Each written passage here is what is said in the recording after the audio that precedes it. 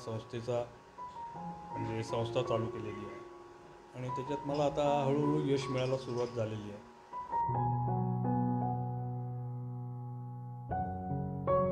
आजकालच्या जगामध्ये मी नेहमी म्हणतो की दारूला मान्यता आहे पण दारुड्याला मान्यता नाही.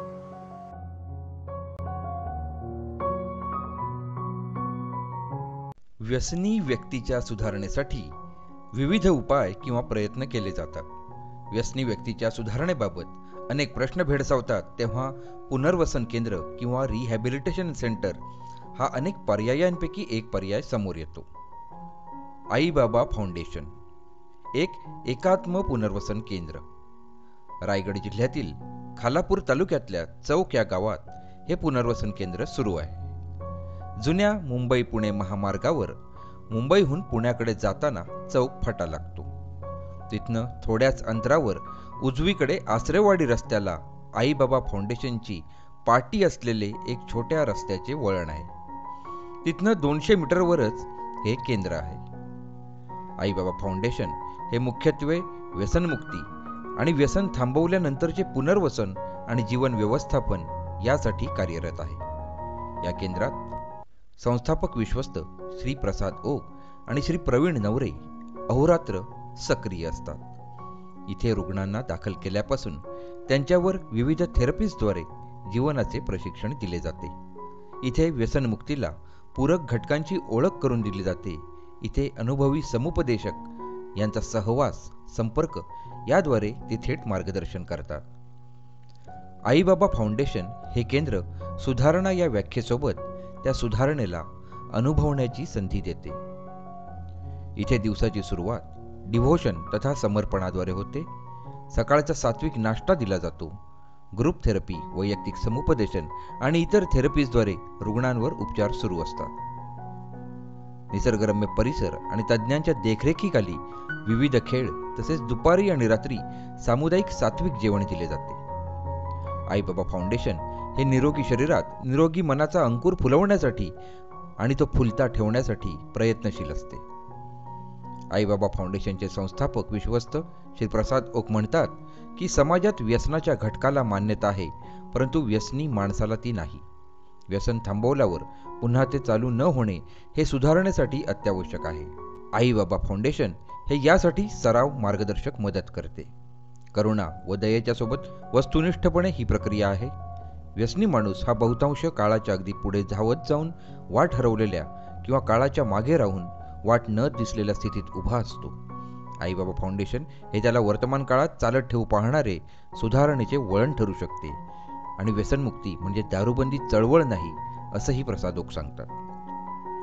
आईबाबा फाउंडेशन आणि संबंधित विषयांबाबत आईबाबा फाउंडेशनचे संचालक विश्वस्त श्री प्रसाद ओक यांच्याशी संवाद साधला असता ते काय म्हणतात ते पाहू.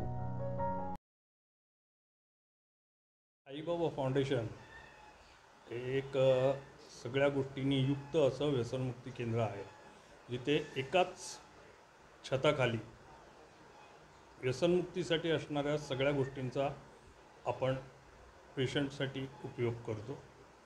इंटिग्रेटेड याला म्हणतो आपण, तसं आमचं सेंटर आहे आणि हे रायगड जिल्ह्यामधल्या खालापूरजवळ आहे. चौक गाव येतं, मुंबई पुणे हायवेला लागूनच आहे. समाजामध्ये असणाऱ्या प्रत्येक गोष्टीत व्यसन हे अत्यंत महत्त्वाचं झालेलं आहे आणि त्याच्यामुळे प्रचंड समाजाला नुकसान होतं आहे. त्यामुळे आमच्याकडे येणाऱ्या व्यक्तींना, ज्या व्यसनी व्यक्ती आहेत त्यांना आमच्याकडे आम्ही प्रवेश देत असतो आणि त्यांच्यावर उपचार करत असतो. मग व्यसन कुठलंही असून दे, चरस, गांजा, अफू, दारू, MD म्हणजे मॅथॅट्रॉन ज्याला म्हणतो आपण ते, पण त्यांचे सगळ्यांचे प्रॉब्लेम सेम आहेत, उपचाराची पद्धती सेम आहे, त्यांचं झालेलं नुकसानही सेमच आहे. त्यामुळे त्यांना उपचार देणं हे आमचं गरज आहे. म्हणजे इथे असं नाही आहे की दारू पिणारा वेगळा आणि चरस पिणारा वेगळा आणि गांजा पिणारा वेगळा, अशा गोष्टी नसतात. व्यसनी हा व्यसनी असतो, त्याचं सबस्टन्स कुठचंही असू शकतं आणि त्या सगळ्यांना आम्ही उपचार देत असतो. आमचं हे जे काम चालू आहे हे कुठच्याही दारूबंदीशी किंवा कुठचेही तुमचे ड्रग्ज विकू नका वगैरे अशा सांगण्यासाठी त्याच्यामध्ये जे भरडलेले लोक आहेत त्या लोकांना मदत करणं हा आमचा उद्देश आहे. आमचा कुठच्याही चळवळीशी आणि कुठच्याही बंद करा या बाबतीमध्ये कुठेही संबंध नाही. आमच्याकडे येणाऱ्या व्यसनी माणसांवर आम्ही उपचार तर करतो. इथे असताना ते व्यसनमुक्तसुद्धा होतात. पण बाहेरच्या समाजामध्ये गेल्यानंतर त्यांचं पुढे काय हा सगळ्यात महत्त्वाचा प्रश्न असतो आणि त्या प्रश्नाचं उत्तर शोधायचा आम्ही प्रयत्न नेहमी करत असतो. ज्या लोकांच्या नोकऱ्या गेलेल्या आहेत त्यांच्या ऑफिसमध्ये जाऊन भेटणं, त्यांना ती नोकरी परत मिळेल याची अपेक्षा तयार करणं त्यांची आणि त्याच्यासाठी प्रयत्न करणं. तसंच त्या लोकांना बाहेर गेल्यानंतर कुठे जॉब मिळू शकतो का याच्यासाठीचा प्रयत्न करणं, कारण की त्या लोकांना बिझी ठेवणं हे अतिशय आवश्यक आहे. इथून बाहेर पडल्यानंतर त्यांनी समाजाच्या मुख्य प्रवाहात यावं हा आमचा मुख्य हेतू आहे आणि त्याच्यासाठी आम्हाला समाजाकडून पण तीच अपेक्षा आहे. आणि आता माझा स्वतःचा असा अनुभव मी सांगतो की मला बऱ्यापैकी त्याच्यामध्ये यश येते. समाजात मी जे काम करतो आहे तशी इच्छा असणारे अनेक लोक माझ्या संपर्कात आलेले आहेत. पण त्यांना प्रॉब्लेम हा असतो की त्यांना मदत कशी करायची. त्यांना तर वाटत असतं त्यांचा स्वतःचा उद्योगधंदा असतो, तो सोडून तर त्यांना ती मदत करता येत नाही. पण तरीही त्यांची कुठेतरी इच्छा असते की आपण त्या लोकांना मदत केली पाहिजे. तर अशा लोकांसाठी मी तुम्हाला निश्चितपणे सांगू शकेन की असे जर तुमच्या आजूबाजूला कोणी असले तर माझ्याशी संपर्क करा किंवा आमच्याशी संपर्क करा आईबाबा फाउंडेशनशी. आम्ही निश्चितपणे त्याला प्रतिसाद देऊ. आज सगळीकडे असं म्हटलं जातं की आजचा समाज हा फार आध्यात्मिक आणि वैचारिक पातळीने खालावलेला आहे असं म्हटलं जातं. आज आम्ही जे आमचं संशोधन केलेलं आहे त्याच्याप्रमाणे एक जर व्यसनी व्यक्ती झाली तर तिच्यामुळे समाजातल्या 40 लोकांना सफर करावं लागतं. म्हणजे 40 लोकांची वैचारिक आणि मानसिक त्रस्तता वाढते. आज जर तुम्ही तसा विचार केला तर माझ्याकडे येणारे जे पेशंट आहेत ते माझ्याकडे असताना समाजातले एवढे लोक सुखाने झोपत आहेत मिनिमम, हीच समाजासाठी बरीच मोठी गोष्ट आहे. पण ह्या सगळ्या गोष्टी बोलण्यापेक्षा कृतीत आणणं गरजेचं आहे आणि त्याचा प्रयत्न आम्ही करायला सुरुवात केलेली आहे आणि त्याचं यश आम्हाला मिळतं आहे. कारण की आजच्या तारखेला माझ्याकडे जवळजवळ 250 लोक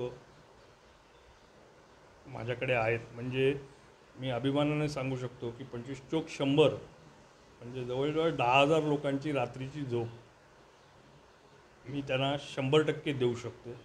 आणि ही समाजाला अतिशय आवश्यक असणारी अशी गोष्ट आहे. जर ही बेसिक नीड या व्यसनी लोकांमुळे जर जुगारली जात असेल तर ती त्यांनाही देणं गरजेचं आहे.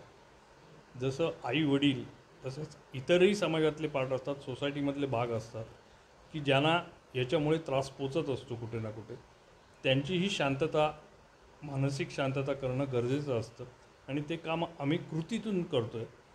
समाजाने फक्त चांगलं राहावं असं म्हणून चालणार नाही आहे, तर कुठेतरी कृतीची आवश्यकता आहे आणि ती कृती आम्ही करायला सुरुवात केलेली आहे. गेले जवळजवळ 20 वर्ष मी या क्षेत्रात काम करतो आहे आणि आईबाबा फाउंडेशनला सुरू करून मला 8 वर्ष झालेली आहे, 8 ते 9 वर्ष झालेली आहे. माझ्या पद्धतीने मला काम करता यावं यासाठी मी या संस्थेचा म्हणजे संस्था चालू केलेली आहे आणि त्याच्यात मला आता हळूहळू यश मिळायला सुरुवात झालेली आहे. आता आमच्या उपचारांची पद्धत सांगितली तर त्याचे जे बॉडी क्लॉक खराब झालेला आहे ते सेट करणं हा सगळ्यात महत्त्वाचा पार्ट आहे. मग त्याच्यासाठी असणाऱ्या ज्या योगा, मेडिटेशन, सकाळी लवकर उठणं या ज्या गोष्टी आहेत या शिस्तीमध्ये कशा, स्वयंशिस्त हा पण भाग त्याच्यात तेवढाच महत्त्वाचा आहे. स्वतःची कामं स्वतः करणं हा भाग तेवढा महत्त्वाचा आहे आणि ते सगळं आम्ही त्यांच्याकडून करवून घेतो, त्यांना ती सवय लावतो आणि ही सवय लागावी याच्यासाठी आमच्याकडचा काळही जास्ती आहे.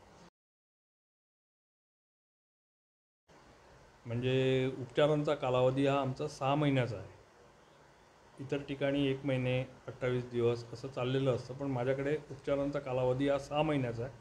कारण की त्याला शारीरिकरित्या नीट होण्यासाठीच 1 ते सव्वा महिना जातो आणि मग त्याच्याशी बोलण्यात येतं. काउन्सिलिंग हा त्याच्यातला एक पार्ट आहे. ग्रुप थेरपी हा एक पार्ट आहे.